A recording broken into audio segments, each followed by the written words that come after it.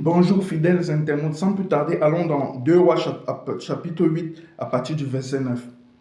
Hazaël partit à la rencontre d'Élisée et il avait en cadeau avec lui tout ce qu'il y avait de meilleur à Damas, l'équivalent de la charge de 40 chameaux. À son arrivée, il se présenta à lui et dit: ton fils Ben-Hadad, le roi de Syrie, m'envoie vers toi pour demander s'il va survivre à cette maladie. Élisée lui répondit: va lui dire qu'il survivra. Toutefois, l'Éternel m'a révélé qu'il mourra. Allons au verset 13, le verset 13 qui déclare: Élisée répondit: l'Éternel m'a révélé que tu seras roi de Syrie. L'Éternel a révélé à Élisée que Hazaël sera roi de Syrie. Hazaël quitta Élisée et revint vers son Seigneur qui lui demanda: que t'a dit Élisée?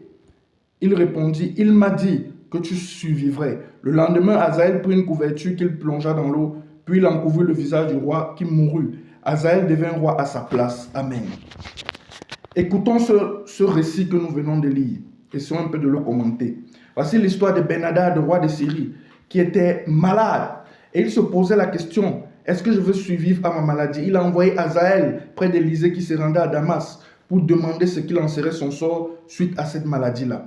Élisée a déclaré à Hazaël que Ben-Hadad mourra, mais qu'il deviendrait roi à sa place. Et c'est ce qui s'est passé, puisque quand il lui a demandé que t'as dit, et ce qui me touche encore, c'est lorsqu'on lit au verset 9, qu'est-ce qui s'est passé au verset 9? Il a dit: à son arrivée, il se présenta à lui et dit: ton fils Ben-Hadad. Un roi dit qu'il est fils devant un prophète. Pourquoi? Parce qu'il reconnaît l'autorité qui est dans le prophète. Il reconnaît que c'est le Dieu puissant qui agit au travers du prophète. Cela veut dire quoi, chers serviteurs et servantes? Cela veut dire que les gouvernements doivent s'incliner devant la puissance de notre Dieu, homme de Dieu. Homme de Dieu, c'est la puissance de l'Esprit Saint de Dieu qui agit à côté de vous, qui normalement dirige et qui domine une nation. Parce que le gouvernement peut prendre des lois. Si elles ne sont pas, si l'homme de Dieu n'est pas d'accord avec, il peut consulter le Dieu puissant et le Dieu vivant pour contrecarrer cela. Et des nations où des gouvernements plongent les populations dans la misère, les hommes de Dieu ont le pouvoir également de renverser ces gouvernements-là. Pourquoi? Parce que la puissance de Dieu agit à leur côté. Ils peuvent prendre des jeunes avec leur famille nucléaire, déclarer des paroles pour le changement de cela. Parce qu'en réalité, ils représentent la lumière que Dieu envoie dans cette nation-là. Un homme qui parle vraiment de la part de ce Dieu-là. Et aussi, Élisée a déclaré ce qu'il allait en être de la nation, que Hazaël allait devenir roi. C'est ce qui s'est passé. Hazaël est devenu roi. Pour ce qu'on lit la suite, on dit: le lendemain, Hazaël prit une couverture, il plongea dans l'eau, puis il en couvrit le visage du roi qui mourut. Hazaël devint roi à sa place.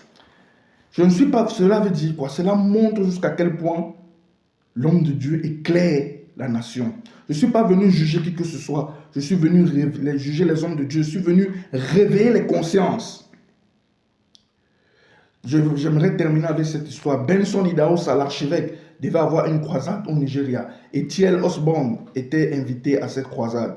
Le gouvernement avait dit qu'il n'y aura pas de croisade en raison du match qui devait se jouer entre le Cameroun et le Nigeria.